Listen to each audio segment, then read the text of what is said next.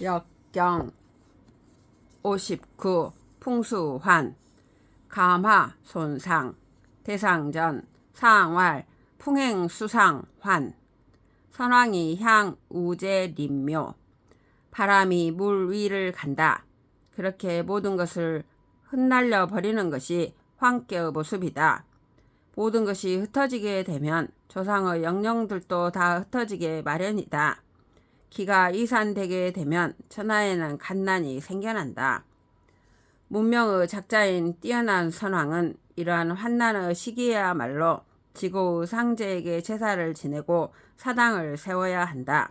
그래서 흐트러진 선조의 영을 모아 제사를 지내고 이산된 인심을 다시 규합해야 한다. 괴사, 환, 형, 왕격, 유묘, 리섭, 대천, 리정 모든 것이 흐트러지는 때이다.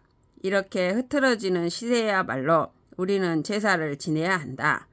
과거 모든 소중한 정신유산이 흐트러지고 조상들의 영령 또한 흐트러지고 있다. 이럴 때 우리는 제사를 지내야 한다. 하느님께 거룩한 예배를 드려야 한다. 이것은 소형이 아닌 대형이다. 큰 제사이다. 천자가 직접 정묘에 와서 대제를 올린다. 흐트러진 영령들을 모으고 흐트러진 민심을 모은다. 갓난을 흐트러 버린다는 의미도 있다. 이럴 때는 갓난의 극복을 위하여 모든 영령이 도와주고 있으므로 과감한 행보 모험을 감행해도 리가 있다. 이런 상황이야말로 하느님의 의지를 물어가면서 미래를 개척해 나가면 이롭다. 효사, 초육, 용증, 마장, 길, 환난의 시대 모든 것이 흐트러지고 있다. 초육은 음유하며 재능이 부족하다. 육사와 응하지도 않는다. 무엇보다 스스로 체험이 부족하다. 흐트러지고 있는 것을 다시 끌어모아야 하는데 혼자 발로 걸어다녀서는 불가능하다. 구원하는 일에 건장한 말이 나타난다. 여기 나타난 말은 비하고 있는 구이로 해석하는 것이 가장 무난하다. 구이는 강명한 선비이며 초육과 음양상비한다. 초육은 그 힘을 빌려 신속하게 이산의 난을 구한다. 길하다. 구이, 환분, 기괴, 회망. 구이는 양요로서 위에 있으니 위가 부정하다. 후회스러운 일이 있는 자리이다. 그러나 구이는 강건하며 중용의 미덕이 있으며 험난을 탈출할 수 있는 능력이 있는 선비이다. 환난의 시대에 이 선비는 팔걸이에 턱을 받치고 사유를 달린다. 즉 세상 경륜을 다시 생각해 보는 것이다. 공연히 세상을 구한다고 나서는 것보다 자기 위치에서 세상 경륜을 총체적으로 다시 생각해 보는 것이 오히려 많은 회한을 사라지게 만드는 첩경일 수 있다는 뜻이다. 63. 황기군, 궁, 무회. 황괴는 흐트러짐의 괴이지만 실제로 그 중심 테마는 세상을 구원한다고 나서는 자들에 관한 담론이다. 구세 무엇을 어떻게 구원할까? 63은 음유하며 재능이 빈곤한 제목이다. 부중부정하다. 이산의 세계를 구원할 능력이 없다. 63은 이기적 욕망이 강하다. 세계를 구원한다고 나서기 전에 자기 몸에 배어있는 에고센트릭한 가치관을 흩날려 버려야 한다. 그 몸을 흩날려라. 세계를 구원한다고 나서기 전에 나의 욕심을 흩날려 버려라. 63은 본시 후회가 있을 수밖에 없는 부중의 변경이었다. 그러나 황기궁하면 모든 후회가 사라진다. 3, 4, 5, 6의 효사는 흩날려 버리려는 행위를 통해 흩날리는 시대를 구원하는 아이러니를 내포하고 있다. 환에는 긍정과 부정이 혼재한다. 6, 4. 황기군, 원길, 환유구, 비소사. 6, 4는 음유이니 위가 정하다. 9, 5, 군과 밀접히 붙어있고 흐트러져가는 천하를 구원하는 임무를 담당하고 있다. 뜻이 정당하며 천자를 바르게 보조하는 대신이다. 아래 사람들과도 사적인 커넥션이 없다. 초육과 응하지 않으며 육상과도 상비하지 않는다. 사적인 작당이 없다. 육사는 환의 시대에 끌어모으지 않고 오히려 모든 주변의 무리들을 흩날려 버린다. 자기 편의 무리들을 다 해산시킨다. 이러한 육사의 행동은 원칙적으로 기러한 결과를 가져온다. 사적인 무리들을 해산시킴으로써 오히려 인민의 대동단결을 초래한다. 환하여 사람들이 산처럼 모였다고 묘사한다. 그 새로운 대동단결의 국면은 평범한 사람들이 상상할 수 있는 그런 규모가 아니다. 멸사 대동의 효과는 끝없이 확대되어 간다. 우리나라 정치에 가장 필요한 충고일 것이다. 9.5. 환한 기대호 환왕거 무구. 9.5는 양강하며 중정을 얻고 있는 위대한 왕이다. 여기 대호라는 것은 왕자의 명령이다. 나라가 조각조각 흩어지는 환의 시대를 구원해야 하는 책임을 맡고 있는 왕은 국민 통합을 호소하는 대호령을 바란다. 그런데 그 앞에 땀 한자가 있다. 주인은 땀은 일단 몸에서 밖으로 나가면 몸 안으로 다시 들어올 수가 없으니 왕의 호령은 한번 발동되면 다시 취소되거나 변경될 수 없다는 식으로 풀었다. 그러나 아무래도 땀의 생리적 흐름을 가지고 대호령이 되돌아갈 수 없다고 말하는 것은 어색하다. 정의처는 왕의 호령이 몸에 땀이 배어 들어가듯이 민심에 무섭게 하는 식으로 풀었다. 정의처의 해석이 더 상식적이다. 하여튼 환의 시대에 왕자의 대호령이 국민의 마음에 땀이 배듯 무섭게 한다라고 나는 해석한다. 그런데 더 중요한 것은 환의 시대에 그 호령이 의미 있는 호령이 되기 위해서는 왕이 본인의 재산을 먼저 환해야 한다는 것이다. 왕이 거하고 있는 사유 축제를 천하 사람들에게 골고루 흐트러 버리는 것이다. 군을 환하여 오히려 구를 이룬다는 육사의 효사와 같은 발상이다. 왕이 왕거를 환하면 국민이 이산을 막을 수 있고 더 큰 나라의 부를 달성할 수 있다. 그래야 비로소 왕은 허물이 없을 수 있는 것이다. 그래야 비로소 왕은 허물이 없을 수 있는 것이다. 상구, 환기혈, 거적출, 무구. 상구는 괴 밖의 방외의 사람이다. 정치에 관여하지 않는다. 상구는 육삼과 응하지만 육삼은 관계의 갓난에 상처받아 상구와 관여하려 하지 않는다. 상구는 환상괴의 종국이며 학괴의 험난으로부터 멀리 있다.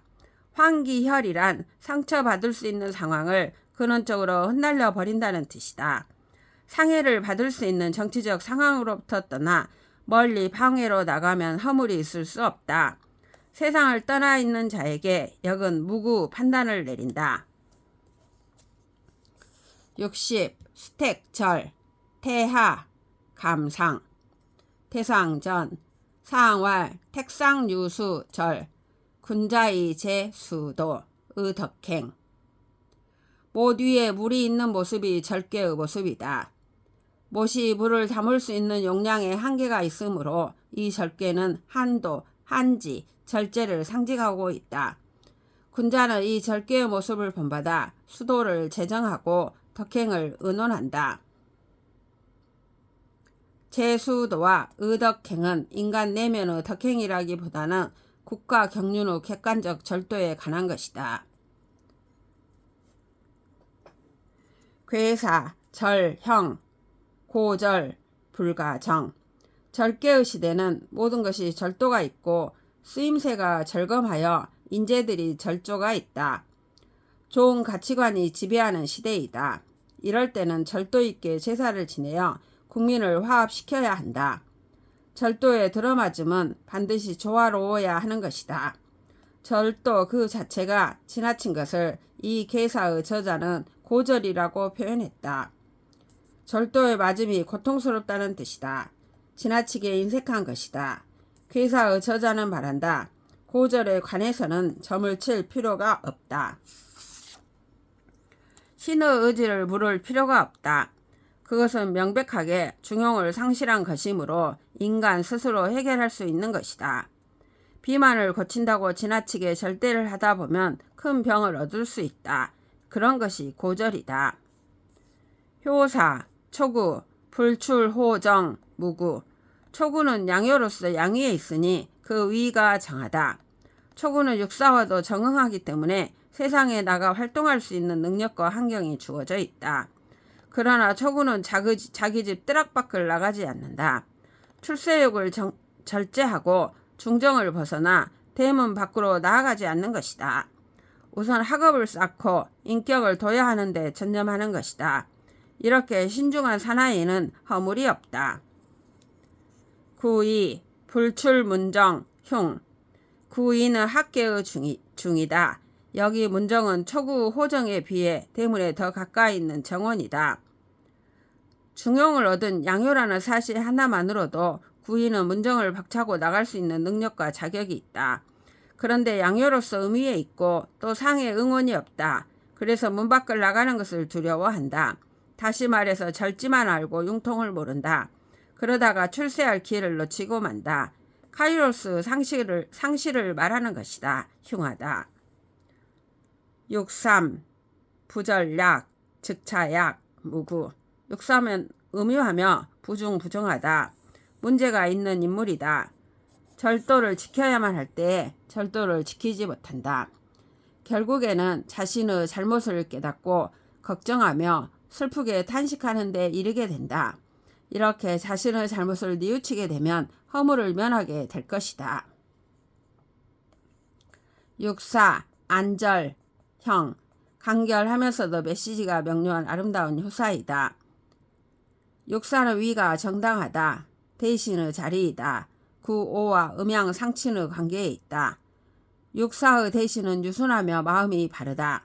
억지로 힘들여 노력하지 않아도 마음 편안하게 절도를 지킨다. 위대한 지도자 밑에는 이러한 어드바이저가 필요하다. 안절은 우리 일상생활에 떠날 수 없는 특성이며 도인의 경지를 나타낸다. 고절과 대비된다. 안절할 줄 아는 육사는 편안하게 제사를 주관한다. 모든 일이 온전하게 진행된다. 95. 감절, 길, 왕유상. 95는 강건 중정의 천자이다. 강건 중정하기 때문에 그에게는 삶의 절도가 자연스럽게 중정을 지킨다. 본인 스스로 절도를 지키는 것을 달콤하게 느낀다.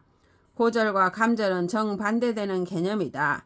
소식도 경지에 오르면 소식 그 자체가 달콤하여 과식을 막는다. 색욕도 절제를 즐길 수 있는 경지에 가면 모든 관계가 아름답게 돌아간다. 역의 감절은 유교의 도덕주의와는 차원이 다른 것이다. 음양의 순환 속에서 자연스럽게 달성되는 절제의 미학이다. 역은 도유를 용섭한다.